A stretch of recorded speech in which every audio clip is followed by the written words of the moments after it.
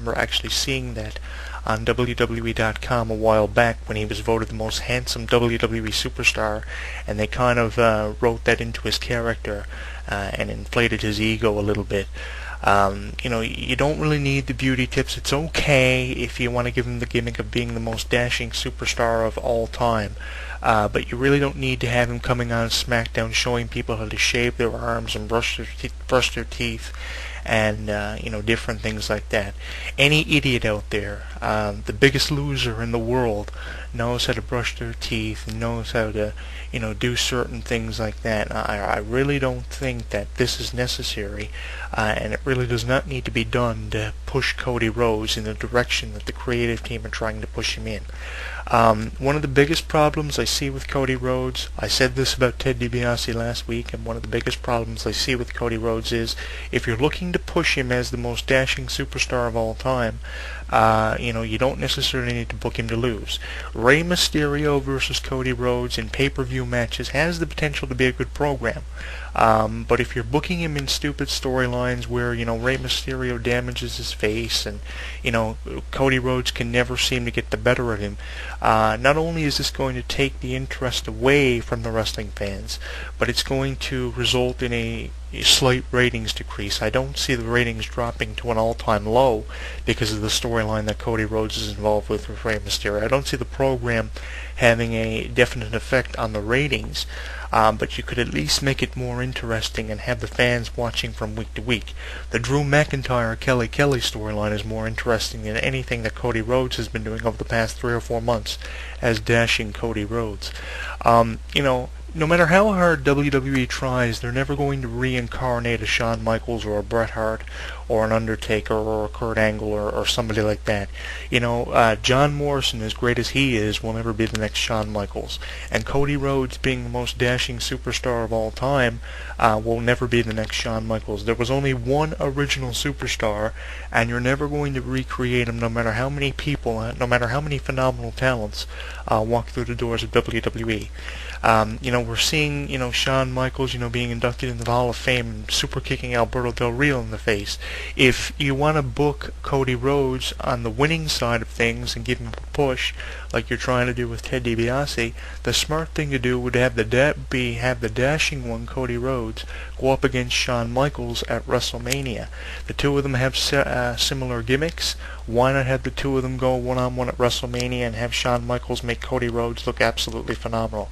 Cody Rhodes has been booked against people like John Cena and Batista before in the past. Why not keep booking him against people like even Edge on SmackDown, or book him in a program against Kane? Have one of the two of them, have Ted DiBiase or Cody Rhodes turn babyface. Have the two of them go one-on-one in an interpromotional match at a pay-per-view. Do what you have to do to get them over. Having them be heel characters is probably not really the right move to do. You can have one of them be a heel character, but both of them don't need to be heels. One of them can afford to go babyface, and if the need is necessary, have them go one-on-one in a program. Because just as effectively as they were as a tag team, they can be equally as effective as singles competitors feuding with one another from week to week on Raw or SmackDown. And if you can't find anything to do with them on their current brand of Raw or SmackDown, switch them up. Switch them from Raw to SmackDown in the 2011 draft, because as we all seen in the past, the draft lottery has benefited a number of different people in previous years. People have been traded from Raw to SmackDown, SmackDown to Raw in the past, and gone on to win championships. And Cody Rhodes, in my opinion, has the potential of being a future Intercontinental or United States champion. The same light and thing can be said about someone like Ted DiBiase. The problem is the creative team doesn't know how to utilize or book these talents, and that's the biggest problem I'm seeing from week to week on Raw and SmackDown. Not only just Cody Rhodes and Ted DiBiase are not being booked correctly, a number of the Raw talents and a number of the SmackDown talents are not being booked correctly. SmackDown just made the move from their original network to Sci-Fi in October. They've been the number one show from week to week and maintaining that number one spot, but it's beyond me how they're able to do that. If you're not booking talents correctly and not utilizing them sufficiently enough, a good way to book them would be against each other in interpromotional matches to promote promote SmackDown's move to the new network. It would not only maintain SmackDown's #1 position on Sci-Fi, but it would also give these wrestlers the opportunity to be booked in some very interesting storylines. You know, WrestleMania coming up and everything. It would be a great way for cross-brand and interpromotional brand storylines to start up, and at least people would be being booked more and more effectively. You know, this was the whole purpose of the draft nearly 10 years ago. 8 years ago, the draft was implemented to give young wrestlers the opportunity to be booked in the main events and to be booked against world champions. And it has happened to a certain extent. I mean, I've always used Edge as a prime example of this. If the draft never came into fruition nearly 8 years ago, Edge probably would have never had the opportunity to go on to become a 9-time world champion. 12 years into the business, and Edge has virtually done everything there is to do.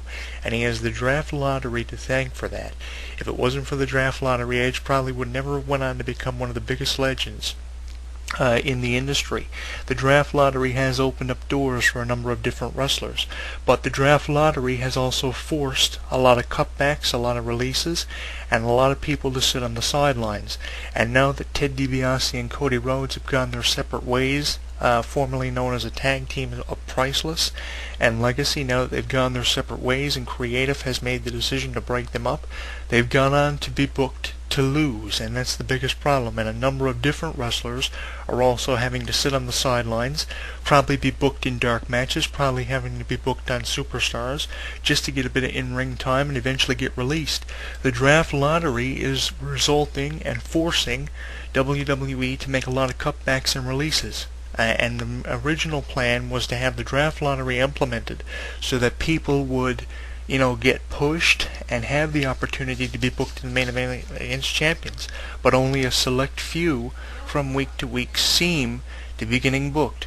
Only a select few seem to be seeing main events against world champions, and that's the biggest problem I have here. And Ted DiBiase and Cody Rhodes definitely fall into that same category, and something needs to be done with their characters. If you book them correctly and sufficiently enough, you're going to see people like Cody Rhodes and Ted DiBiase go on to hold championships. Probably even reunite and become the tag team champions. If they can bring Rated RKO back, 100 times, if they can bring the Hardy Boys back 100 times, if they can bring back old tag teams from the 90s 100 times, they can bring back Legacy and have them go on to regain the tag team titles. And that would be the way to push them, not to constantly book them from week to week. Keep them off of pay-per-view, and then on a Raw or SmackDown, book them to lose. It's killing their characters, it's killing their gimmicks, and it's not really appealing to me to see that from week to week. Something needs to be done, even if you have to bring back their fathers, even if you have to bring back Ted DiBiase, even if you have to bring back Dusty Rhodes, even if you have to see Goldust, work a program against his brother Cody Rhodes. That would be something interesting to see. Have the American Dream come back and be in the corner of Cody Rhodes. But WWE Creative seem to think it's more effective if you have their fathers returning from week to week and having them get slapped in the face or dropped on their ass. And it doesn't make a whole lot of sense to me, because you could have them be the manager of their sons and help them get over. I mean, if you had the $1 Million Man, Ted DiBiase, managing Ted DiBiase Jr. from week to week, at least you'd be pushing him in probably a positive direction than you're pushing him now. And the same thing can be said about Cody Rhodes. How effective would it be to have, Dusty Rhodes, as great of a heel character as he played in the previous years we saw him in WWE? How effective would it be for Cody Rhodes to have his father, the American Dream, in his corner as a manager? Having the $1 Million Man, Ted DiBiase, be a manager for Ted DiBiase Jr. would be overly more effective than having Maurice as a valet from week to week. At least it would put Ted DiBiase in contention for at least the United States Championship, and having Dusty Rhodes in the corner of Cody Rhodes would definitely put Cody Rhodes in contention for the Intercontinental Championship. I'd love to see a program between Kofi Kingston and Cody Rhodes for the Intercontinental title.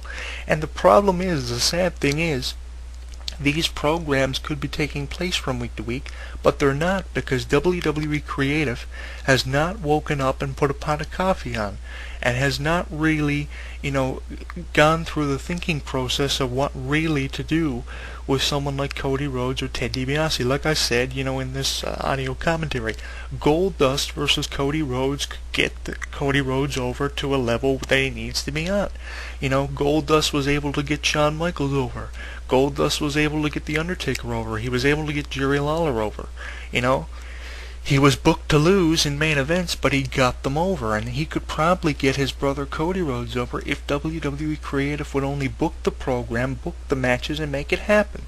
But the thing that they're doing is they're dropping the ball from week to week with people like Cody Rhodes and Ted DiBiase, and it doesn't need to be done. 5 or 10 years from now, when I'm probably, not doing these audio commentaries anymore, you're going to never hear from Ted DiBiase and Cody Rhodes, because they'll be where everybody else is, on the independents or doing something else with their life.